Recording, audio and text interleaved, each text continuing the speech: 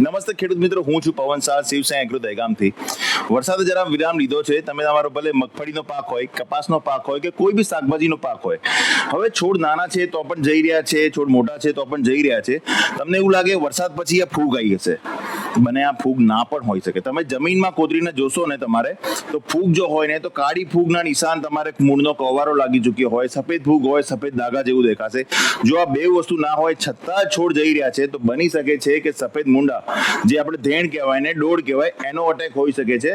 હવે એ જમીનમાં નીચે મોરડા ખાઈ જતા હોય છે, તમારો ઉભો છોડ નીચે પડી જતો હોય છે. હવે ઉદય પણ હોઈ શકે છે, મુંડા પણ હોઈ શકે છે. જમીનમાં તમે જરા ખાડો ખોદીને જોશો તો તમને ખબર પડશે કે મુંડા છે કે ફૂગ છે. હવે જુલાઈ મહિનાથી નવેમ્બર સુધી આ જે સફેદ ધેણ કહેવાય ને ડોડનો અસર થોડો વધારે રહેતો હોય. જો ડોડનો અટેક આવી ચૂક્યો હોય, છોડ જઈ રહ્યા હોય તો થાયોમેથોક્સમ લેમડા કરીને જે દવા આવે છે ને એને તમારે ટુવા આપવાના રહેશે. ડોડને નિષ્ક્રિય નથી કરતું, સીધું મારી જ દે છે.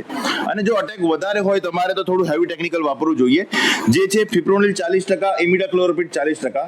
આ બેનું મિશ્રણ છે. આમાં તમે જમીનના ખાતર સાથે પૂકી શકો છો, અને તમે પાણી સાથે જવા દઈ શકો છો, ટુવા આપી શકો તો બેસ્ટમાં બેસ્ટ, કેમ કે જલ્દી રિઝલ્ટ મળે છે. જો અટેક આવી ચૂક્યો હોય તો પહેલા ચેક કરી લેજો જમીનમાં કે ફૂગ છે કે ડોડ છે કે ઉદય છે, અને એ પ્રમાણે દવા જરૂર વાપરજો. રિઝલ્ટ જરૂર મળશે મિત્રો. ધન્યવાદ.